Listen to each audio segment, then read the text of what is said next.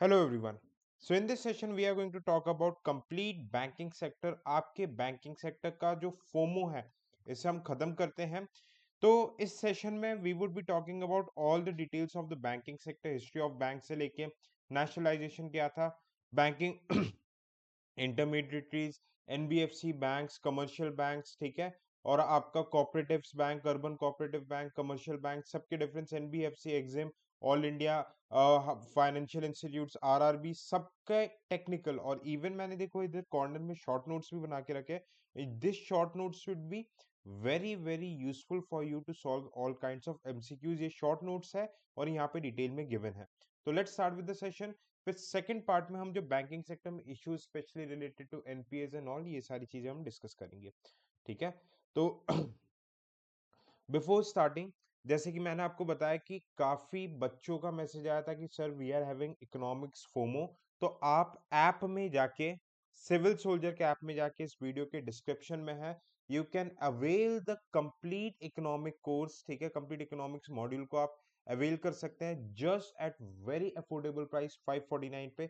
You can avail this. ठीक है, इसमें कंप्लीट यूपीएससी प्रीलिम्स 2025 के लिए कंप्लीट कवरेज होगा. आपका इकोनॉमिक सिलेबस का पीवाई की सॉल्यूशन होगा, current affairs, budget, economic survey और स्टडी मटेरियल भी मिलेगा. So let's start with the session. अगर मैं हिस्ट्री ऑफ बैंकिंग की बात करूं, if I talk about the history of banking, तो सबसे पहले 1934 में रिजर्व बैंक ऑफ इंडिया का एक्ट आया था ब्रिटिश सरकार ने. 1935 में ऑपरेशनल हुआ था और इसका शेड्यूल 2 में बैंकिंग के रिलेटेड चीजें आई थी, जिसमें कैश रिजर्व रेशियो की बात की गई थी. कैश रिजर्व रेशियो किसी भी बैंक, लेट्स से एसबीआई हो गया, पीएनबी हो गया, किसी भी बैंक को ये कैश रिजर्व रेशियो आरबीआई मतलब सेंट्रल बैंक आरबीआई के पास सिक्योर रखना पड़ेगा. और इस अमाउंट पे, कैश रिजर्व पे, टोटल जो एसबीआई ने जो भी पैसा आरबीआई के पास सिक्योर रखा है 4% के अराउंड होता है. इसमें आरबीआई इनको किसी भी टाइप का इंटरेस्ट नहीं देगी. ठीक है, ये जनरली इस पर्पस के लिए होता है कि इकोनॉमी में मनी सप्लाई क्रिएट करने के लिए. और मोर देन दैट, अगर ऐसी सिचुएशन आ गई कि बैंक्रप्सी टाइप नौबत आ रही है एसबीआई की, तो यही पैसा आरबीआई एसबीआई को वापस करती है. ठीक है, फिर 1949 में बैंकिंग रेगुलेशन एक्ट आया. ठीक है, इसमें एसएलआर, स्टैट्यूटरी लिक्विडिटी रेशियो के बारे में बात की गई थी. ठीक है, लेक्चर 1 2 3 में डिटेल में इसके बारे में बात किया जाएगा. ठीक है, एक रिजर्व अमाउंट कोई भी पब्लिक सेक्टर बैंक जैसे कि एसबीआई, पीएनबी अपने पास रखती है in the form of gold, cash और गवर्नमेंट सिक्योरिटी. ठीक है, या फिर किसी भी सिक्योरिटी के फॉर्म पे रख सकता है. ठीक है, और बैंकिंग जितने भी अगर कमर्शियल बैंक स्टार्ट करना है, ठीक है, जैसे यूको बैंक, इन सबको लाइसेंस इसी एक्ट के तहत मिलता है. फिर 1955 में इंपीरियल बैंक को कन्वर्ट किया गया, इंडिया का largest bank, state bank of India. ठीक है, it was the history of banking sector. But इसके बाद लाइन से हमने देखा बैंकिंग सेक्टर जिसमें प्राइवेट प्लेयर्स बहुत थे. 1969 में 14 बैंक्स को प्राइवेटाइज से नेशनलाइज किया गया. ठीक है, और 1980 में 6 और प्राइवेट बैंक्स को नेशनलाइज किया गया. The main motive was financial inclusion. Main motive क्या था?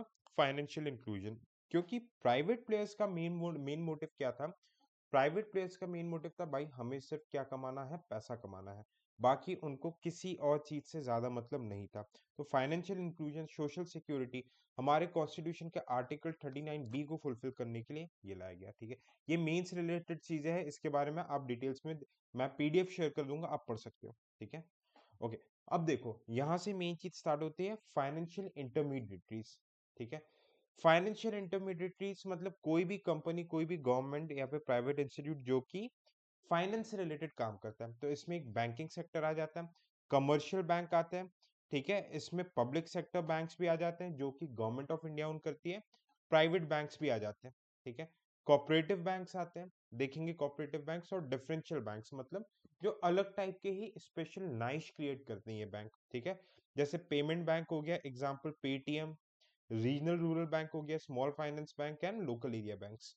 ठीक है, non banking financial institutions, non banking financial companies, ये बैंकिंग सेक्टर, बैंकिंग मतलब जो बैंकिंग रेगुलेशन एक्ट के तहत इनको मान्यता तो प्राप्त नहीं रहती है, बट ये भी फाइनेंशियल इंक्लूजन का काम करती है. इन सबको डिटेल में देखेंगे.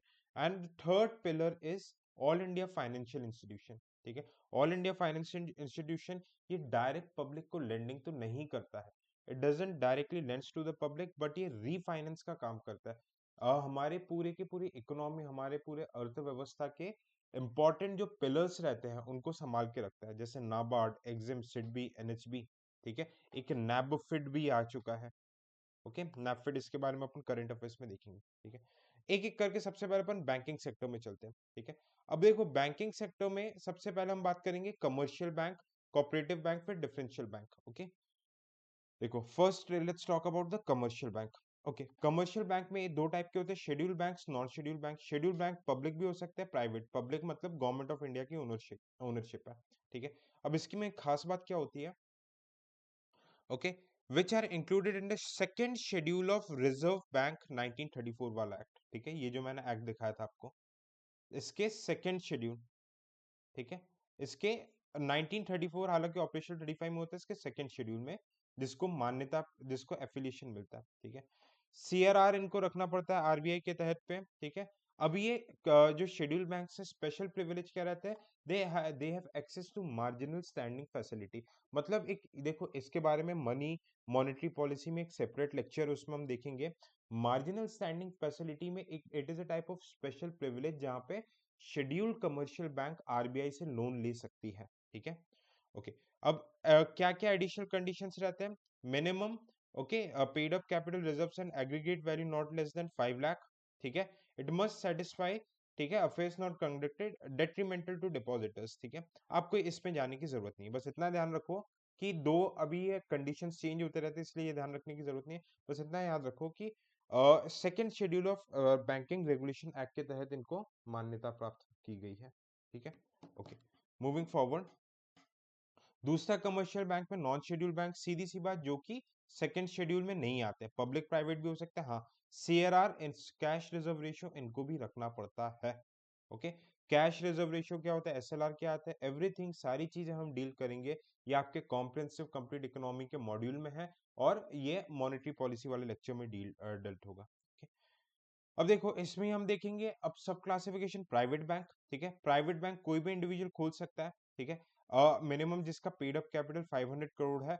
पहले खोलने की क्या क्राइटेरिया रहता था, देखो, अगर लेट्स से कि ए नाम का बंदा है, उसे कोई भी प्राइवेट बैंक खोलना है, तो उसको वेट करना पड़ेगा, आरबीआई का विंडो खोलेगा, और आरबीआई क्या करेगी, इसमें एप्लीकेशन मांगेगी, जैसे यूपीएससी का फॉर्म। आप साल में कभी भी यूपीएससी का फॉर्म तो नहीं भर सकते ना, जब आरबीआई विंडो, जब यूपीएससी फॉर्म रिलीज करती तभी भर सकते हो। प्राइवेट बैंक खोलने के लिए भी ऐसा ही था, साल में एक आध दो महीने के टाइम में आरबीआई फॉर्म लेती थी, फिर एंट्रेंस एग्जाम टाइप आरबीआई लेती थी, और आपको फिर लाइसेंस मिलता था। बट अभी वन टैप लाइसेंस हो गया है, वन टैप लाइसेंस में वन टाइम के लाइसेंस मल्टीपल टाइम ये यूज हो सकता है, और कभी भी आप आरबीआई को अप्रोच कर सकते हैं। ठीक है, सिमिलरली फॉरेन बैंक होते हैं, जैसे सिटी बैंक ऑफ अमेरिका, ये इंडिया के किसी भी एक्ट में नहीं आती, फॉरेनर्स एक्ट में आता है। ऑब्वियसली इनको भी सीआरआर और एसएलआर रखना पड़ता है, they have to keep CRR and SLR as well. ठीक है, ओके, अब इनकी एफडीआई के बारे में बात कर लेते हैं। FDI foreign direct investment, public sector banks में 20% तक अलाउड है, प्राइवेट बैंक्स में 49% तक ऑटोमेटिक रूट, जहां पे गवर्नमेंट का किसी भी टाइप का इंटरफेरेंस नहीं होता, एंड 74% तक अलाउड है एफडीआई अप्रूव रूट, जहां पे गवर्नमेंट ऑफ इंडिया अगर परमिशन देती है। और फॉरेन बैंक, ऑब्वियसली भाई फॉरेन बैंक तो 100% एफडीआई होगी ना। ओके, नेक्स्ट देखो, हमने ये बात कर ली कमर्शियल बैंक के बारे में, we have talked about. Next we are going to talk about cooperative bank. ठीक है, अब कोऑपरेटिव बैंक्स को डिटेल में देखते हैं। कोऑपरेटिव मतलब क्या होता है, कि जो इसके कस्टमर्स होते हैं वही इसके ओनर्स होंगे। ठीक है, इनका मेन मोटिव क्या रहता है, सोशल वेलफेयर, वहां के जो लोकल लोग रहते हैं स्पेशली रूरल एरियाज में, कंसेशनल लोन प्रोवाइड करना। ठीक है, one member one vote pure democracy में चलती है। Okay, no profit no loss के बेसिस में। मेन मोटिव क्या है, ये इसका शॉर्ट टर्म लोन देना है फॉर रूरल इकोनॉमी के डेवलपमेंट के लिए। ठीक है, कोलैटरल वगैरह की जरूरत काफी में नहीं होती। ठीक है, हाँ, इनको भी एसआरआर, देखो बैंक जो भी कोई अगर लेंडिंग एक्टिविटी कर रहा है, तो उसको सीआरआर और एसएलआर रखना पड़ेगा। ये इसलिए होता है कि अगर बैंक दिवालिया घोषित होने वाला रहता है, तो ये एक तरीके का बफर रहता है, ये बफर रहता है जो कि प्रोटेक्ट करता है बैंक को दिवालिया घोषित होने के पहले। ओके, ओके, अब देखो कोऑपरेटिव बैंक दो टाइप के होते हैं। First one is urban cooperative bank. Okay, urban cooperative bank होता है और दूसरा रूरल कोऑपरेटिव बैंक होता है। अर्बन कोऑपरेटिव बैंक ये आपके अर्बन एरियाज में रहते हैं, ठीक है। ये बैंकिंग रेगुलेशन एक्ट के अंदर ही आते हैं 1949 वाले में। ये स्मॉल फाइनेंस बैंक की कैटेगरी में आ सकते हैं। अभी मैं बताऊंगा, बस 5 मिनट रुको, स्मॉल फाइनेंस बैंक क्या होता है, ये अपग्रेड होने पे क्या फायदा मिलता है, ठीक है। आरबीआई रेगुलेट करती है, ठीक है। दूसरा हो जाता है आपका रूरल कोऑपरेटिव बैंक, ठीक है। रूरल कोऑपरेटिव बैंक हो जाता है। अब ये रूरल कोऑपरेटिव बैंक जैसे अर्बन हो गया, ये सेकंड रूरल हो गया, ये जनरली लॉन्ग टर्म फाइनेंस के लिए रहता है। Land bank and cooperative agricultural rural development bank, ठीक है। Okay, rural generally cooperative banks आपके लॉन्ग टर्म के लिए रहते हैं। ओके, अब देखो रूरल कोऑपरेटिव बैंक भी दो टाइप के होते हैं, ठीक है। यहाँ पे एक इंट्रोडक्शन था, इसको मैं पीछे वाले पेज में बता रहा हूँ। दो टाइप के होते हैं। क्या होता है? शॉर्ट, ठीक है। आप देखोगे शॉर्ट टर्म लेंडिंग के लिए होता है, this is short term lending. मैं कलर्स डिफरेंट यूज करता हूँ। This is for the short term lending bank रहते हैं, जो 1 साल से कम ड्यूरेशन के लिए लेंड करते हैं, ठीक है। एंड लॉन्ग टर्म लेंडिंग के लिए होते हैं। अब लॉन्ग टर्म लेंडिंग के लिए रूरल एरिया में दो बैंक होते हैं, state cooperative agriculture rural cooperative bank हो गया, और दूसरा primary cooperative agriculture rural cooperative bank हो गया। बस इसके बारे में आपको कुछ नहीं जानना, नाम याद रख लो, ये वही बैंक है, ठीक है। ये वही दोनों बैंक्स हैं। ऑलराइट, अब देखो शॉर्ट टर्म के लिए 3 लेवल पे बैंक होते हैं, ठीक है। स्टेट लेवल पे भी रूरल कोऑपरेटिव बैंक होगा, डिस्ट्रिक्ट पे भी होगा, ठीक है। स्टेट और आपके डिस्ट्रिक्ट लेवल पे भी होगा।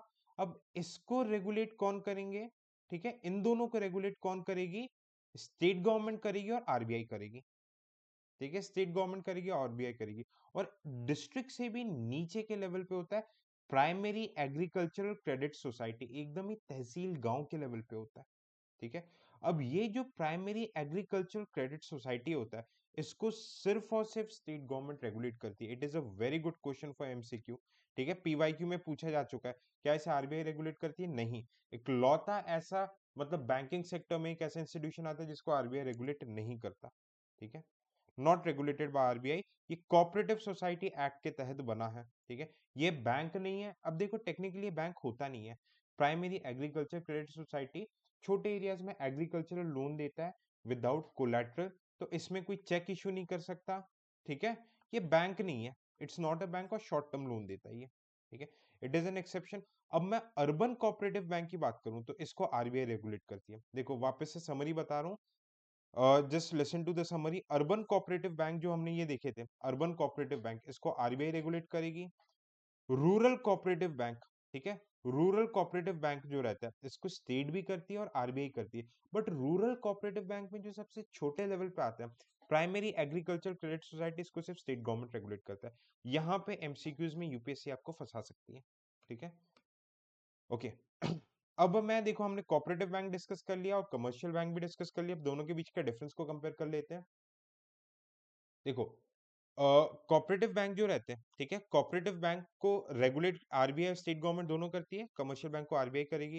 ये बैंकिंग रेगुलेशन एक्ट 1966 के तहत आया है, ये बैंकिंग रेगुलेशन एक्ट 1949 के तहत आया है। हालांकि जिसमें primary agriculture credit society cooperatives act के थ्रू आया है, ठीक है। Cash reserve ratio, statutory liquidity ratio and जो बेसल नॉर्म्स है, ये स्विट्जरलैंड की एक सिटी है, ये ऑल अक्रॉस द वर्ल्ड में बैंकिंग के लिए पर्टिकुलर रेगुलेशंस निकालती है, ठीक है। तो सारे कोऑपरेटिव बैंक को ये तीनों चीजें, कैश रिजर्व रेशियो, एसएलआर, जो आरबीआई बताती है, फॉलो करना पड़ता है, except for primary agriculture credit society, ठीक है। और बेसल नॉर्म्स भी वैलिड होते हैं। कमर्शियल बैंक पे भी ये तीनों चीजें वैलिड होती हैं, ठीक है। ये लोन भी दे सकती है, सब टाइप के deposits, credit card, debit card, सारी चीज इशू कर सकता है, जो कि कमर्शियल बैंक कर सकता है, ठीक है। अब देखो यहाँ पे एक खास बात क्या है कि इन बैंक्स में, कोऑपरेटिव बैंक्स में प्रायोरिटी सेक्टर लेंडिंग की जरूरत नहीं होती। अब देखो प्रायोरिटी सेक्टर लेंडिंग क्या होता है, just a minute. Okay, priority sector lending, हालांकि मैं ये थोड़ा बाद में बताने वाला था। ये बैंक के पास, लेट से बैंक्स के पास 100 करोड़ है, तो गवर्नमेंट बोल दिया कि भाई तुम्हें 40 करोड़ जो लेंडिंग करोगे 100 करोड़ में से, तुम्हें प्रायोरिटी सेक्टर पे करनी पड़ेगी for social development. Priority sector क्या हो गया? Agriculture, MSMEs, export credit, education, housing, social infrastructure, renewable energy and others. इन कुछ कुछ सेक्टर्स में जिसके थ्रू सोशल डेवलपमेंट होता है, जिसके थ्रू फाइनेंशियल इंक्लूजन होता है, इसको प्रायोरिटी सेक्टर लेंडिंग ठीक है, गरीब लोगों को, वनरेबल सेक्शंस को लेंडिंग के लिए प्रायोरिटी सेक्टर लेंडिंग के नॉर्म्स बनाए गए हैं।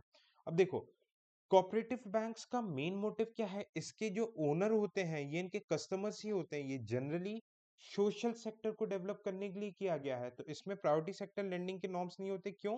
क्योंकि ये वनरेबल लोगों को ही तो लोन दे रहा है। बट जो कमर्शियल बैंक होते हैं भाई, उनको 40% प्रायोरिटी सेक्टर लेंडिंग पे करना पड़ता है, बाकी 60% लेंडिंग से वो प्रॉफिट कमा सकते हैं, बड़े बिजनेसमैन को दो, किसी को भी दो, वो आपकी इच्छा है, बट इन पे ये रेगुलेशंस रहते हैं। ठीक है, प्रायोरिटी सेक्टर लेंडिंग सिर्फ अर्बन कोऑपरेटिव बैंक्स को करने पड़ते हैं, इसके अलावा किसी भी कोऑपरेटिव बैंक को करने नहीं पड़ते। देखो, ये एकदम सटीक चीज है जिसके थ्रू आपको एमसीक्यूज बनेंगे। क्लियर? तो ये हमने दोनों टाइप के बैंक्स देख लिए। अब देखो, अब हम बात करेंगे डिफरेंशियल बैंक के बारे में। ठीक है, कमर्शियल बैंक हो गया, कोऑपरेटिव बैंक हो गया, now we are going to talk about the differential bank. 2 minute रुकना। थर्ड इंडिया, हाँ, डिफरेंशियल बैंक्स यहाँ से स्टार्ट हो रहे हैं। सबसे पहले डिफरेंशियल बैंक हमने देखा था रीजनल रूरल बैंक। ठीक है, ये कौन से एक्ट, ना ही बैंकिंग रेगुलेशन एक्ट ना ही आरबीआई एक्ट के थ्रू आता है, ये अलग से एक्ट आया है, रीजनल रूरल बैंक एक्ट उसके तहत आता है। ठीक है, इसमें 50% ओनरशिप गवर्नमेंट ऑफ इंडिया की रहती है, 15% स्टेट एंड 35% जो भी commercial bank, let's say SBI, PNB, जो भी स्पॉन्सरशिप देते हैं उसकी ओनरशिप होती है। ठीक है, अब इसमें देखो, इसका मेन मोटिव क्या है, रूरल एरियाज में, ठीक है, एग्रीकल्चर एंड रूरल सेक्टर को क्रेडिट प्रोवाइड करना, लोन देना, रूरल इंडिया के डेवलपमेंट के लिए इस बैंक्स को बनाया गया, नाम ये regional rural bank. SLR CRR valid रहता है। Priority sector lending, commercial bank में 40% रहती है, बट इसको 75% प्रायोरिटी सेक्टर लेंडिंग देनी पड़ती है। ओके, 75% देनी पड़ती है। ओके, रूरल एरिया में देखो मैक्सिमम लोग वनरेबल ही है। रेगुलेटर कौन है इसके, आरबीआई भी है, नाबार्ड भी है, नाबार्ड के बारे में आगे अपन बात करेंगे। सेकंड डिफरेंशियल बैंक की बात करेंगे हम, स्मॉल फाइनेंस बैंक।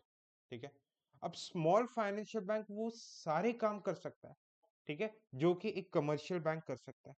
ठीक है, ये लैंडिंग करता है अनसर्व्ड एंड अंडरसर्व्ड रीजन्स में, बैकवर्ड एरियाज में लैंडिंग करता है, जैसे कि small business unit, small marginal farmers, MSME, जो छोटे बिजनेसमैन रहता है, अनऑर्गेनाइज सेक्टर्स को लैंडिंग देता है ये। ठीक है, सिर्फ और सिर्फ इंडियन रेसिडेंट ही ओपन कर सकता है, लोन एक्टिविटीज देता है, सीआरआर एसएलआर के रेशियोज इस पे एप्लीकेबल होते हैं। प्रायोरिटी सेक्टर लेंडिंग 75% इनको करना पड़ता है, कमर्शियल बैंक्स को 40% है। ठीक है, demand deposits, fix deposit, NRI deposits, recurring deposit सब कर सकता है। डिमांड डिपॉजिट्स क्या रहता है, जो आप अपने बैंक के सेविंग अकाउंट में डालते हैं, भाई जब इच्छा है निकाल दो, जब इच्छा है जमा कर दो। फिक्स डिपॉजिट क्या रहता है, इसकी टर्म मैच्योरिटी रहती है, 1 साल के बाद मैच्योर होगा, 3 साल के बाद मैच्योर होगा, तभी आप पैसा निकाल सकते हो।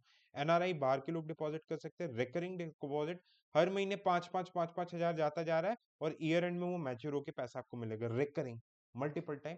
ये सारी चीजें कमर्शियल बैंक के डिपॉजिट्स स्मॉल फाइनेंस बैंक पे भी एप्लीकेबल रहते हैं। ये क्रेडिट कार्ड भी इशू कर सकता है, डेबिट कार्ड भी इशू कर सकता है। ठीक है, ओके। नेक्स्ट जो डिफरेंशियल बैंक में आ जाएगा, इट इज पेमेंट बैंक। ठीक है, पेमेंट बैंक। अब देखो, पेमेंट बैंक क्या होता है, पेमेंट बैंक, जिस दिमाग में नाम याद रखो, पेटीएम करो, पेटीएम के बैंक्स होते हैं। ठीक है, अब ये किसी भी बैंकिंग रेगुलेशन एक्ट के अंदर नहीं आते, दे आर रजिस्टर्ड अंदर कंपनीज एक्ट 2018। ठीक है, अब देखो, इनको क्या होता है, सीआरआर, भाई देखो ये वाली चीज है, सीआरआर एसएलआर इनको रखना पड़ेगा। डिमांड डिपॉजिट्स ले पाता है। अब दे एक चीज याद रखना है, एटीएम कार्ड्स इशू कर सकता है, क्रेडिट कार्ड्स इशू नहीं कर सकता। क्यों? क्योंकि ये लोन नहीं दे सकता। क्रेडिट कार्ड इशू नहीं कर पाएगा, क्यों? क्योंकि ये लोन नहीं दे सकता। ठीक है, सिर्फ डिमांड डिपॉजिट ले सकता है, NRI, fix deposit, recurring deposit कुछ भी नहीं ले सकता। प्रायोरिटी सेक्टर लेंडिंग इस पे एप्लीकेबल नहीं रहता है। जो यही सब जो मैं बारीकियां बता रहा हूँ, आप 50 मोटी मोटी किताबें पढ़ोगे, आपका दिमाग बहराएगा, आपको दिक्कत होगी। ठीक है, मैं आपको जो चीजें बता रहा हूँ, this is the reality. Okay, और यही मैं आपको एकदम सटीक वे में, शॉर्ट वे में बता दे रहा हूँ, so that you can solve the MCQs in a very good manner. Okay, अब अगला हो गया लोकल एरियाज बैंक। ठीक है, ये बैंकिंग रेगुलेशन एक्ट के अंदर है, लोकल एरियाज के लिए बनते हैं, आरबीआई रेगुलेट करते हैं, सीआरआर एसएलआर इस पे वैलिड रहते हैं। ठीक है, ओके, मूविंग। अब देखो, ये हमने सारे, कहाँ गया लिस्ट, ओके, बैंकिंग से रिलेटेड चीजें हमने देख ली। अब हम सेकंड फाइनेंशियल इंटरमीडिएटर की बात करेंगे, नॉन बैंकिंग फाइनेंशियल इंस्टीट्यूशन। इसमें देखो डीएसआई भी, बहुत सारी चीजें होती है, हमें सिर्फ काम की चीजें देखनी है। Okay, just a minute. Okay, इनके पास बैंकिंग लाइसेंस नहीं रहता बट फाइनेंशियल सर्विस देते हैं, ठीक है। जैसे कोलैटरल फ्री लोन देना, भाई किसी को अगर गोलगप्पे का बिजनेस स्टार्ट करना है, बैंक में जाओगे लोन मिलना मुश्किल है, कोलैटरल देना पड़ेगा कागजात। इसमें बिना कोलैटरल के भी आपको लोन मिल जाता है, ठीक है। ये ट्रेडिशनल डिमांड डिपॉजिट्स नहीं ले सकते बट इसमें कुछ कुछ जो लेंडिंग वाले रहते हैं वो कर सकते हैं, ठीक है। जनरली लोन देने के लिए क्रेडिट फैसिलिटीज के काम करता है, ठीक है। जैसे micro lenders, mobile payment lenders, ये सारी चीजें करते हैं, ओके। अब देखो बैंक्स और एनबीएफसी के बीच में, इसमें मैं आपको डिफरेंस बताता हूँ, ओके। देखो एनबीएफसी क्या हो गया, लाइसेंस नहीं रहती, कंपनीज एक्ट के तहत इनका रजिस्ट्रेशन रहता है, बट बैंक जो रहता है इनका बैंकिंग रेगुलेशन एक्ट के तहत रजिस्ट्रेशन रहता है। डिमांड डिपॉजिट एनबीएफसी नहीं ले सकती, बैंक ले सकती है। फॉरेन इन्वेस्टमेंट इसमें 100% तक अलाउड है, बैंक में सिर्फ 70% तक, 74% तक अलाउड है, ओके। प्राइवेट बैंक में ये it is not a part of payment and settlement system, ठीक है। पेमेंट एंड सेटलमेंट सिस्टम का पार्ट नहीं है तो ये चेक इशू नहीं कर सकता, ओके। बट हाँ ये पेमेंट एंड सेटलमेंट सिस्टम का पार्ट है। पेमेंट एंड सेटलमेंट सिस्टम क्या होता है अभी मैं 5 मिनट में बताने वाला हूँ आपको, ओके। अभी डिटेल में बता दूंगा आपको। डिपॉजिट इंश्योरेंस फैसिलिटीज में अवेलेबल नहीं रहता, बैंकिंग में अवेलेबल रहता है। डिपॉजिट इंश्योरेंस फैसिलिटी क्या रहता है, डीजीआईसी डिपॉजिट इंश्योरेंस फैसिलिटी। इसमें क्या रहता है कि भाई लेट्स से कि आपने बैंक में लेट्स से 10 लाख रुपए रखे, 20 लाख रुपए, कितने भी पैसे रखते हो, अगर बैंक दिवालिया घोषित होती है तो आरबीआई के एक सब्सिडरी रहता है डीजीआईसीसी करके, वो आपके 5 लाख तक के अमाउंट को सिक्योर रखता है। मतलब अगर बैंक डूब गया और आपका 5 लाख या 5 लाख से ज्यादा के डिपॉजिट है उस बैंक पे, तो आरबीआई आपको 5 लाख रुपए गारंटीड वापस कर देगी। पर ये सिक्योरिटी एनबीएफसी में अवेलेबल नहीं रहती, ठीक है। ट्रांजैक्शन सर्विस ये वाली चीज होगी, ठीक है। एनबीएफसी चेक इशू नहीं कर सकता, ठीक है। क्रेडिट क्रेडिट कार्ड वगैरह इशू नहीं कर सकता एनबीएफसी, ठीक है। सीआरआर वैलिड नहीं रहता है, एसएलआर वैलिड रहता है, जो कि सिर्फ लेंडिंग डिपॉजिट टेकिंग एनबीएफसी रहते हैं। आपसे अगर प्री में क्वेश्चन आता है क्या कोई भी एनबीएफसी डिपॉजिट नहीं ले सकता, ओके, नहीं। Some NBFCs can take but majority can not take, ठीक है। हाँ, एनबीएफसी स्टॉक में इन्वेस्ट कर सकते हैं, शेयर मार्केट में इन्वेस्ट कर सकते हैं, स्टॉक शेयर मार्केट के बारे में हम आगे देखेंगे। और गवर्नमेंट सिक्योरिटीज भी इशू कर सकते हैं। गवर्नमेंट सिक्योरिटीज क्या हो गया, ये हम मनी मार्केट फाइनेंशियल मार्केट में देखेंगे। बाकी ये सारे काम कर सकते हैं। These terms are very very important for your MCQs, ठीक है। आई होप इट्स क्लियर, ठीक है। जैसे ये देखो डिफरेंस में, can not accept demand deposits, payment settlement, ये इशू नहीं कर सकता, ओके। एनबीएफसीज के मल्टीपल रेगुलेटर होते हैं, जैसे आईआरडीए, सेबी होता है, नाबार्ड होता है, आरबीआई होता है, स्टेट गवर्नमेंट भी होता है, okay. NBFCs has multiple regulators. Priority sector lending norms इस पे एप्लीकेबल नहीं होते। सीआरआर भी एप्लीकेबल नहीं होता है एनबीएफसी पे, याद रखना, वेरी वेरी इंपॉर्टेंट, ठीक है। तो ये हो गया। अब देखो पहले मैं आपको पेमेंट एंड सेटलमेंट सिस्टम बता देता हूँ, okay.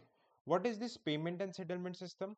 Payment and settlement system ये बैंकिंग का फाइनेंशियल ट्रांजैक्शन के नॉर्म्स रहते हैं। दो टाइप के होते हैं, फर्स्ट फिजिकल चेक और ड्राफ्ट, डिमांड ड्राफ्ट वगैरह, डीडी जो बनती है, ठीक है। किसी के फेवर में आप डीडी बनाते हो, एआईट्रिपल का आईआईटी का फॉर्म भरते हो तो डीडी बनाते हो ना। दूसरा डिजिटल, आप लोगों ने मतलब अगर ऑनलाइन बैंकिंग, इंटरनेट बैंकिंग करते हो तो आपने नाम सुना होगा RTGS, real time gross settlement. इसमें कुछ टाइम लगता है पैसा भेजने में, बट इसकी मिनिमम लिमिट रहती है 5 लाख, 10 लाख के ऊपर ही RBI time to time change कर सकती है। आर से आप याद रखना रिच, मतलब मिनिमम ट्रांजैक्शन सिर्फ अमीर लोग ही कर सकते हैं, 5 लाख के ऊपर के ट्रांजैक्शन होंगे, ठीक है। फिर मिडिल क्लास लोगों के लिए नेफ्ट होता है, नेशनल इलेक्ट्रॉनिक फंड ट्रांसफर, ठीक है। तो ये आपका देखो इसमें भी मतलब ये आपका इंटरमीडिएट टाइम लगता है। और गरीब लोगों के लिए आईएमपीएस होता है, इंस्टेंट इमीडिएट पेमेंट सर्विस, ये तभी के तभी हो जाता है, ठीक है। और यूपीआई, यूपीआई भीम हम सबको पता है, ठीक है। यूपीआई भीम, इसके बारे में अपन पार्ट 2 में डिटेल में बात करेंगे। अब देखना, आरटीजीएस और नेफ्ट आपका सेंट्रल प्रोसेसिंग सिस्टम के मतलब के तहत आता है, और इसको कंट्रोल कौन करता है, who controls this, it is controlled by reserve bank of India, they are controlled by reserve bank of India, okay. अब आईएमपीएस और यूपीआई को कौन बनाता है, कौन रेगुलेट करता है, national payment corporation of India.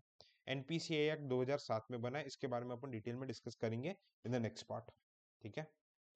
Okay, अब हम बात करेंगे, देखो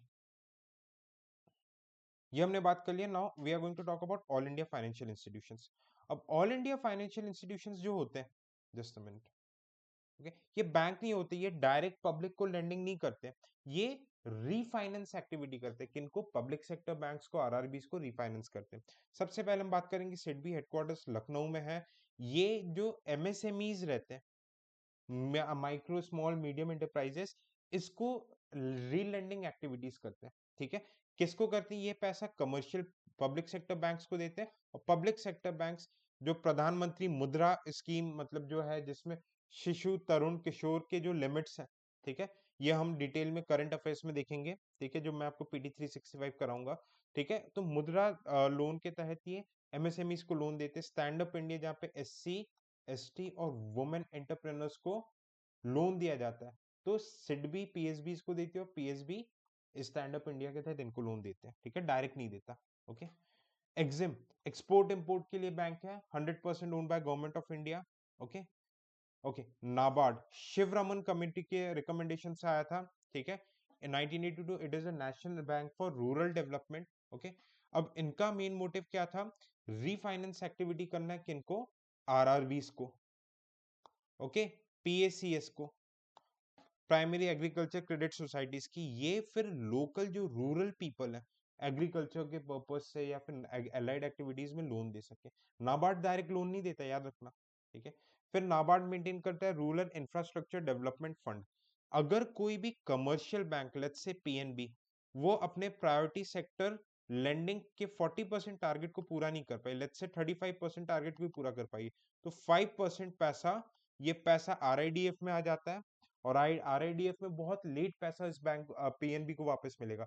आरआईडीएफ को कौन संभालता है पैसे को? नाबार्ड संभालती है। और रूरल इंफ्रास्ट्रक्चर, रूरल एरिया में रोड बनना है, डैम बनना है, स्कूल कॉलेज, उसके लिए काम आता है ये, उसको नाबार्ड रेगुलेट करता है। ठीक है, NABARD is fully owned by government of India. पहले आरबीआई की ओनरशिप थी, बट अभी गवर्नमेंट की ओनरशिप है। Next, national housing bank. ठीक है, ये हाउसिंग प्रधानमंत्री आवास योजना को इंप्लीमेंट करने के लिए 100% गवर्नमेंट ऑफ इंडिया की ओनरशिप है। ठीक है, हाउसिंग फाइनेंस कंपनीज, एनएचबी वगैरह ये सब हो गया, इनको ये रेगुलेट करता है। ठीक है, all India financial institutions basically regulators होते हैं। ओके, पहले 2019 तक आरबीआई के स्टेक थे, पर आरबीआई ने पूरी तरीके से स्टेक गवर्नमेंट ऑफ इंडिया को बेच दिया है। ओके, तो ये हमने इसके बारे में बात किया। ऑलराइट, ओके, अब आखिरी है लोकल एरिया बैंक्स। ठीक है, इसके बारे में, okay, this we have talked about. ठीक है, सो हाँ, एक और चीज, हाँ, अब आरबीआई सारे ऑल इंडिया फाइनेंशियल इंस्टीट्यूशंस को ओनर नहीं है, मैक्सिमम के गवर्नमेंट ओनर है, पर सारे फाइनेंशियल इंस्टीट्यूशंस का रेगुलेटर आरबीआई जरूर है। Okay, so this was all about the session. I hope banking का फर्स्ट पार्ट आपको समझ में आया। सेकंड पार्ट में we are going to talk about lead bank. ठीक है, Narasimha committee, non performing assets, इनके बारे में बात करेंगे। इकोनॉमिक्स का कंप्लीट रिवीजन मॉड्यूल। ठीक है, 15 से 20 क्वेश्चन आते हैं, 40 मार्क का इकोनॉमी आता है। एंड अगर आपने ये कर लिया, आपके 70 to 80% क्वेश्चन आपसे बन जाएंगे। Conceptual clarity with in 10 hours के अंदर ऑल द लेक्चर्स है, आप पूरे डिटेल सिविल सोल्जर के ऐप में जाके देख सकते हैं। इकोनॉमी का कोर्स आपका लॉन्च बहुत जल्दी होने वाला है, आप उसमें रजिस्ट्रेशन कर सकते हैं। ठीक है, with in 15th of February आपका पूरा सिलेबस इसका कंप्लीट हो जाएगा। These are the features. बाकी सारे डिटेल्स के लिए आप वीडियो के डिस्क्रिप्शन में जा सकते हैं। Thank you so much, bye bye, take care, जय हिंद।